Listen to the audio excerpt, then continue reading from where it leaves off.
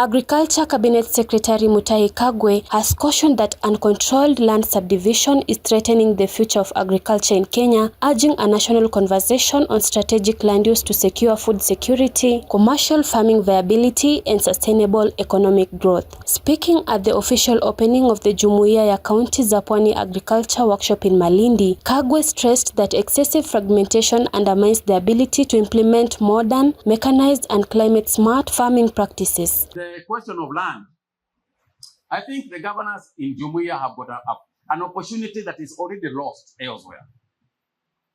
And this is, if you look at, for example, in areas like counties like Kisii, Nyeri, and others that are highly populated, you will find that agriculture is actually dying because of severe subdivision of land.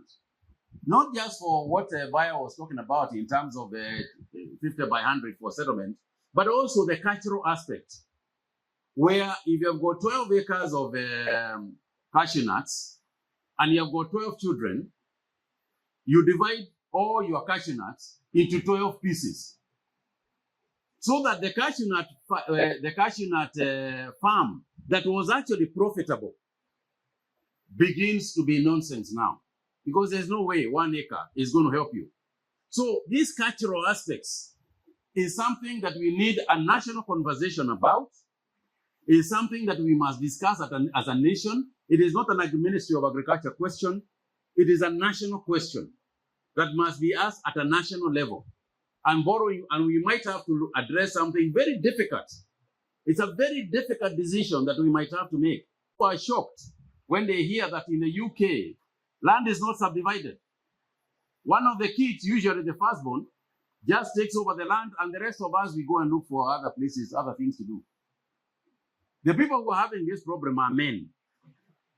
Men are the ones with this problem, because women got used a long time ago from not getting land. It's just the 2010 constitution that suggested that they get it. But they got used to fighting for themselves. Sasa sisi, itatufikia. Mimi vile naona huko ipo mbele kidogo, tutafika hapo. Because we cannot afford to just continue subdividing. In any case, it can't be done anymore. Because if you are given your 1 acre and then you have got 6 kids, what are you going to do?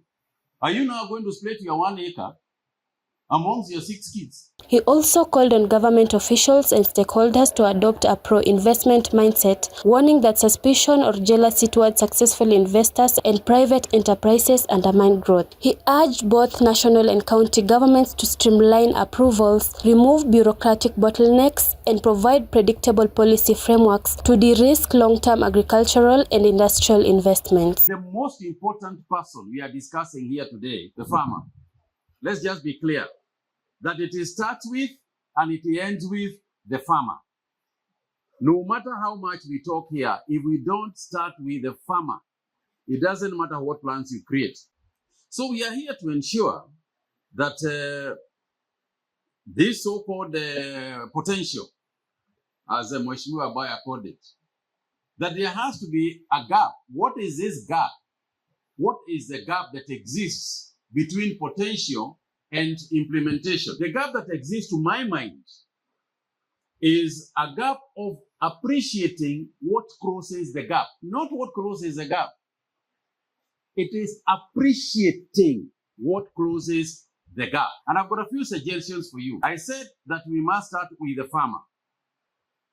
Farmer education, farmer pushing correct soils, correct organic fertilizers, correct varieties, and so on and so forth, so that we can get these people working in there. But the second thing that I think we must recognize is the power of private enterprise.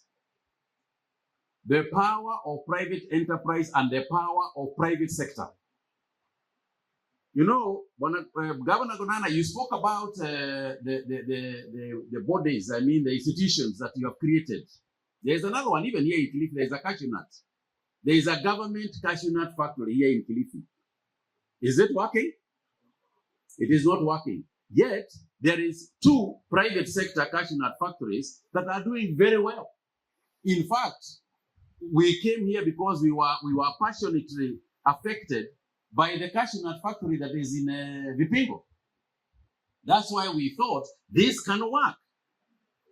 So I want to impress upon you that the missing link between what we have been talking about and what we can do, part of it, not all of it, but part of it has got to do with private enterprise. Private enterprise. I'll give you several examples. We started off at Garana Gulalu thinking that the government is going to do a lot of work and grow maize and so on and so forth. It failed miserably. How is Galana succeeding? Private sector. There are two big farms that are there putting in their own capital, putting in their own money. So I want to impress upon the need for counties and the national government to engage the private sector to come to us. So the same way we are giving land in Galana Kulalu and elsewhere, ADC farms, prison lands, Carlo lands, that we are now going to land commercialization initiative. I want to persuade the counties to be very passionately involved in attracting private sector into their areas and getting them to work. Hotels, agriculture, whatever it takes, private sector is who we should be partnering with and fusing private sector.